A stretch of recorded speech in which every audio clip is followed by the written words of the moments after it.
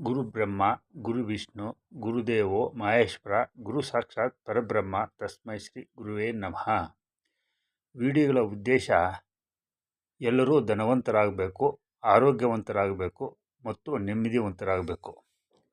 ಸ್ನೇಹಿತರೆ, ಇವತ್ತಿನ ದಿನ ನಿದ್ದೆ, ರೆಸ್ಟ್ ಅಥವಾ ಸ್ಲೀಪ್ ಇದ್ರ ಬಗ್ಗೆ ಮಾತಾಡೋಣ, ತಿಳ್ಕೊಳ್ಳೋಣ. ಸ್ನೇಹಿತರೆ,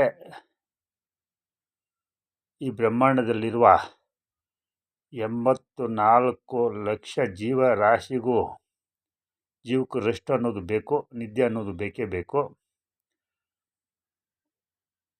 ಅದರ ರೂಪ ರೀತಿ ಬೇರೆ ಬೇರೆ ಇರ್ಬೋದು. ನಾವು ಮನುಷ್ಯರಿಗೆ ಮಾತ್ರ ನಿದ್ದೆ ಅನ್ನೋದು ತುಂಬ ಇಂಪಾರ್ಟೆಂಟು, ಅವಶ್ಯಕ. ನನ್ನ ಒಂದು ನಿದ್ದೆ ಟೈಮ್ ಅಂದರೆ ರಾತ್ರಿ 9ರಿಂದ ಬೆಳಗಿನ ಜಾವ 3 ಗಂಟೆ. ಕೆಲವರಿಗೆ ಇದು ತಮಾಷೆ ಆಗ್ಬೋದು. ನಮ್ಮ ಪುರಾತನ ಋಷಿಮುನಿಗಳಿರ್ಬೋದು, ಸಾಧು ಸಂತರು ಇರ್ಬೋದು,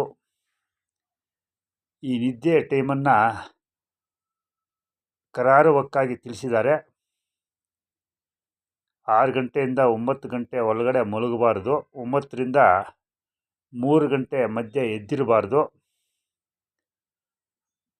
ಕಾರಣ ಇಷ್ಟೇ, ಈ 3 ಗಂಟೆ ಮೇಲೆ ಬ್ರಾಹ್ಮಣಿ ಮುಹೂರ್ತ ಅಂತೀವಲ್ಲ, ಅದು ತುಂಬ ಪ್ರಶಸ್ತವಾದ ವೇಳೆ. ಅಲ್ಲಿಂದ ನಮ್ಮ ಕೆಲಸ ಕಾರ್ಯಗಳನ್ನ, ಏನಾದರೂ ಮಹತ್ವವಾದನ್ನು ಸಾಧನೆ ಮಾಡಬೇಕಾದ್ರೂ ಅಥವಾ ದಿನನಿತ್ಯ ಕೆಲಸ ಕಾರ್ಯಗಳನ್ನು ಮಾಡಲು ತೊಡಗಿಸ್ಕೊಂಡ್ರೆ 3 ಗಂಟೆಯಿಂದ ತುಂಬ ಅನುಕೂಲ ಆಗುತ್ತೆ. ಅದರಿಂದ ಒಳ್ಳೆ ಹೆಸರು, ಕೀರ್ತಿ, ಒಳ್ಳೆ ಜೀವನ ಮಾಡ್ಬೋದು. ಈ ನಮ್ಮ ಮಾನವ ಜನ್ಮ, ಈ ಹುಟ್ಟು ಸಾವು ಮಧ್ಯೆ ಬರುವ ಈ ಜೀವನವನ್ನು ಒಳ್ಳೆ ಜೀವನ ಮಾಡಬೇಕಾದ್ರೆ ಈ ನಿದ್ದೆ ಅನ್ನೋದು ತುಂಬ ಅವಶ್ಯಕ. ಸ್ನೇಹಿತರೆ, ಈ ನಿದ್ದೆ ಅನ್ನೋದು ಮಾನವರಿಗೆ ಬೇಕು. ಆದರೆ ಈ ಟೈಮ್ ಅನ್ನೋದು, ಎಷ್ಟು ಗಂಟೆ ಅನ್ನೋದು, ಅವ್ರು ಮಾಡೋ ಕೆಲಸ ಕಾರ್ಯಗಳು, ಅವರು ಮಾಡೋ ರೀತಿ ನೀತಿ. ಈಗ ಫಿಸಿಕಲ್ ಹಾರ್ಡ್ ವರ್ಕ್ ಮಾಡೋರಿಗೆ ಸ್ವಲ್ಪ ನಿದ್ದೆ ಜಾಸ್ತಿ ಬೇಕಾಗ್ಬೋದು. ಮಿಕ್ಕಿದವರಿಗೆ ಸ್ವಲ್ಪ ಕಡಿಮೆ ಆದರೂ ನಡೀತದೆ. ಆದರೆ ಅಪ್ ಟು 8 ವರ್ಷದ ಮಕ್ಕಳಿಗೆ ದಿನಕ್ಕೆ 10 ಗಂಟೆವರೆಗೂ ಬೇಕಾಗ್ಬೋದು. ಒಬ್ಬೊಬ್ಬರ ಶರೀರಕ್ಕೆ, ಒಂದೊಂದು ವಾತಾವರಣಕ್ಕೆ ಅನುಗುಣವಾಗಿ ನಿದ್ದೆ ಬೇಕಾಗುತ್ತೆ. ಈ ಯೋಗ, ಧ್ಯಾನ, ಪ್ರಾಣಾಯಾಮ ಇವೆಲ್ಲ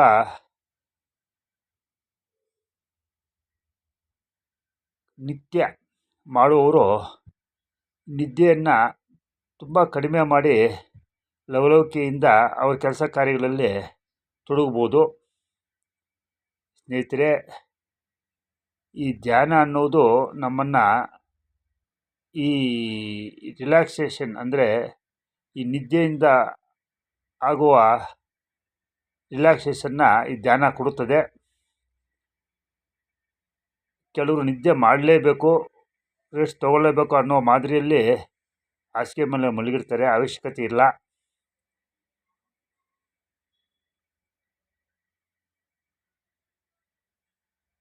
ಆರು ಗಂಟೆಯಿಂದ 9 ಗಂಟೆ ಒಳಗಡೆ ಯಾವುದೇ ಕಾರಣಕ್ಕೆ ನಿದ್ದೆ ಮಾಡೋದು ಬೇಡ.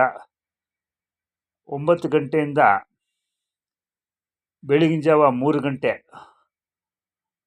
ಆದಷ್ಟು ಬೇಗ 6 ಗಂಟೆ ಒಳಗಡೆ ಇದ್ದರೆ ತುಂಬ ಒಳ್ಳೆಯದು. ಈಗ ನಮ್ಮ ಹಿಂದಿನ ಕಾಲದ ಋಷಿಮುನಿಗಳಿರ್ಬೋದು, ಸಾಧು ಸಂತರು ಇರ್ಬೋದು, ನಮ್ಮ ಗಡಿಯಾರನೇ ಇಲ್ಲದ ಟೈಮಲ್ಲಿ ವಿಧವಾದ ವಿಧವಾದ ಪ್ರಯೋಗಗಳನ್ನು ವಿಧವಾದ ಚಿಂತನೆಗಳನ್ನು ಮಾಡಿ ಈ ಟೈಮನ್ನು ಹೊಂದಿಸಿದ್ದಾರೆ. ಒಂದು ಗಡಿ ಅಂದರೆ 24 ನಿಮಿಷ, 2 ಗಡಿ ಅಂದರೆ 48 ನಿಮಿಷ. ಅದನ್ನು ಒಂದು ಮುಹೂರ್ತ ಅಂತ ನಿರ್ಧಾರ ಮಾಡಿದ್ದಾರೆ. ಒಂದು ದಿನಕ್ಕೆ 30 ಮುಹೂರ್ತ ಬರ್ತದೆ.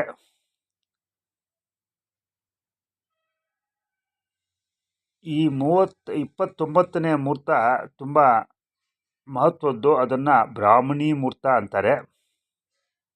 ಸ್ನೇಹಿತರೆ, ನಮ್ಮ ದೇಶದಲ್ಲಿ ವಿವಿಧ ಭಾಗದಲ್ಲಿ, ಪ್ರಪಂಚದಲ್ಲಿ ಎಲ್ಲ ಕಡೆ ಸೂರ್ಯ ಹುಟ್ಟೋದು ಅಂತೀವಲ್ಲ, ಸನ್ರೈಸ್ ಒಂದೇ ಟೈಮ್ಗೆ ಆಗೋದಿಲ್ಲ, ದಿನ ಚೇಂಜ್ ಆಗ್ತಾ ಇರ್ತದೆ.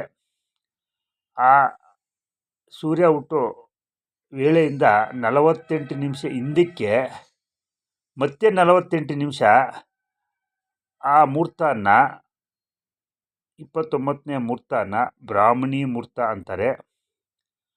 ಆ ಮುಹೂರ್ತದಲ್ಲಿ ಎದ್ದು ಮಹತ್ವದ ಸಾಧನೆ ಮಾಡೋರು ಅಥವಾ ಮಾಮೂಲಿ ಕೆಲಸ ಮಾಡೋರು, ನಿತ್ಯ ಜೀವನ ಕಟ್ಕೊಂಡಿರೋರು, ಅವರು ಕೆಲಸ ಮಾಡೋದ್ರಿಂದ ಅವರ ಏಳಿಗೆ ಇರ್ಬೋದು, ಅವರ ಆರೋಗ್ಯ ಇರ್ಬೋದು,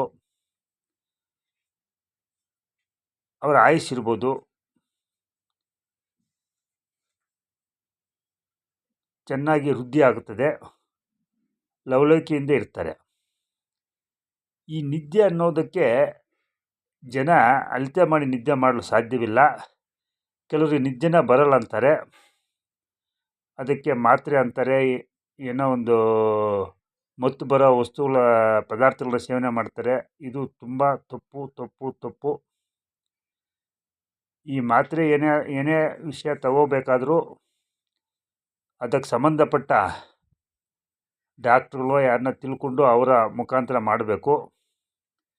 ಈ ನಿದ್ದೆ ಅನ್ನೋದು ನಮ್ಮ ಅಭ್ಯಾಸದ ಮೇಲೆ ಖಂಡಿತ ಹೋಗುತ್ತೆ ಸ್ನೇಹಿತರೆ. ನಾವು ಒಂದು ಟೈಮ್ ಫಿಕ್ಸ್ ಮಾಡಿಕೊಂಡು ಆ ಟೈಮ್ ವೇಳೆ ಪ್ರಕಾರ ನಾವು ಮಲಗಿದರೆ 1 ದಿವಸ, 2 ದಿವಸ, 3 ದಿವಸ, 4 ದಿವಸ, 5 ದಿವಸ ಕಷ್ಟ ಆಗ್ಬೋದು. ಅದು ವಾಡಿಕೆ ಆಗುತ್ತೆ. ಮಲ್ಕೊಂಡು ಬೆಳಗ್ಗೆ ಹೇಳೋದು ಒಂದು ಫಿಕ್ಸ್ ಮಾಡಿಕೊಂಡು ಅದ್ರ ಪ್ರಕಾರ ದಿನನಿತ್ಯ ನಡಿಬೇಕು.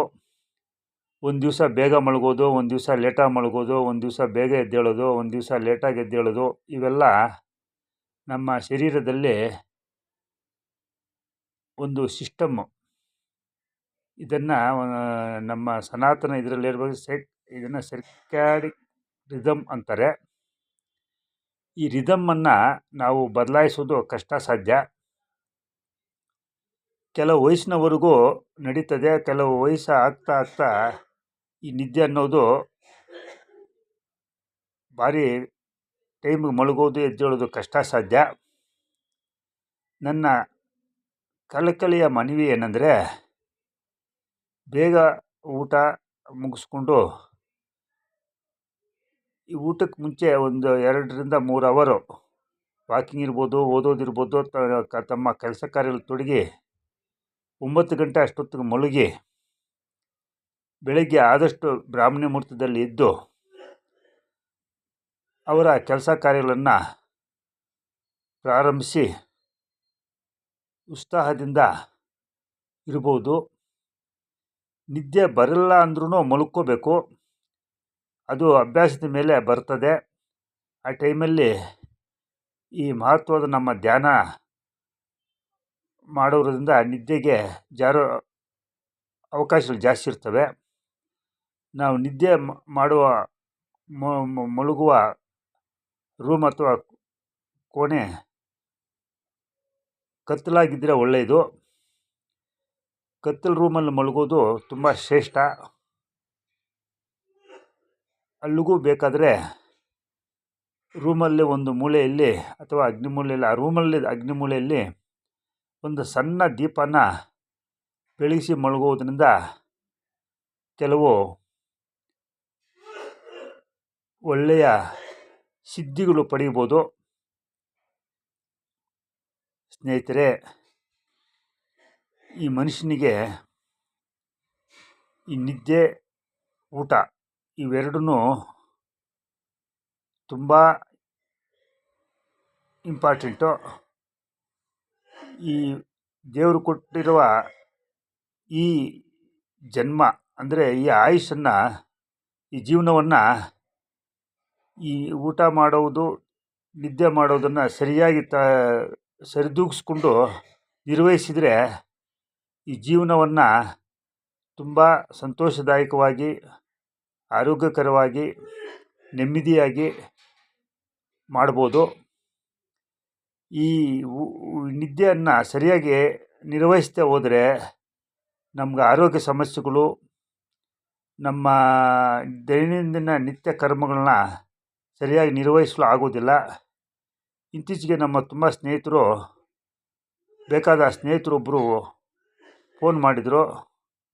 ನೋಡು, ಯಾರಿಗೋ ದುಡ್ಡು ಕೊಡಬೇಕಾಗಿತ್ತು, ಎಲ್ಲ ರೆಡಿ ಮಾಡಿದ್ದೀನಿ, ಫೋನ್ ಮಾಡ್ತಾಯಿದ್ರೆ ಎತ್ತಾ ಇಲ್ಲ, ಏನು ಮಾಡೋದು ಅಂತ. ಆಮೇಲೆ ಇನ್ನೊಂದು ನಂಬರ್ಗೆ ಫೋನ್ ಮಾಡಿದರೆ ಅವರ ಮಕ್ಕಳು ತೆಗೆದುಕೊಂಡು, ಇಲ್ಲ ನಮ್ಮ ತಂದೆ ಟೈಮು 9 ಗಂಟೆಗೆ ಮಲ್ಕೊಂಬಿಟ್ಟಿದ್ದಾರೆ, ನೀವು ನಾಳೆ 9 ಗಂಟೆ ಒಳಗಡೆ ಬಂದರೆ ಅವರಿಗೆ ನೀವು ದುಡ್ಡು ಕೊಡ್ಬೋದು ಅಥವಾ ಮಾತಾಡ್ಬೋದು ಅಂತ ತಿಳಿಸ್ತಾರೆ. ಅವ್ರು ನನಗೆ ಹೇಳೋದೇನೆಂದರೆ, ದುಡ್ಡು ಕೊಡ್ತೀವಂದರೂ ಅವರು ಮಲ್ಕೊಂಬಿಟ್ಟಿದ್ದಾರೆ 9 ಗಂಟೆಗೆ ಅಂದರೆ ಅವರ ಶಿಸ್ತಿನ, ಅವರ ಟೈಮಿನ ಅರಿವು ನಮಗೆ ತಿಳಿಯುತ್ತದೆ.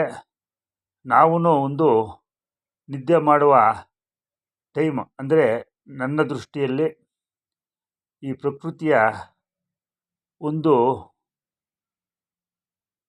ಸಿಸ್ಟಮಲ್ಲಿ, ಅಂದರೆ ಒಂದು ವ್ಯವಸ್ಥೆಯಲ್ಲಿ ರಾತ್ರಿ 9ರಿಂದ ಬೆಳಗಿನ ಜಾವ 3 ಅಥವಾ 4, 5, 6 ಅವರವರ ಭಾವಕ್ಕೆ, ಅವರವರ ಅನುಕೂಲಕ್ಕೆ ನಿದ್ದೆ ಮಾಡೋದು ತುಂಬ ಶ್ರೇಷ್ಠಕರ.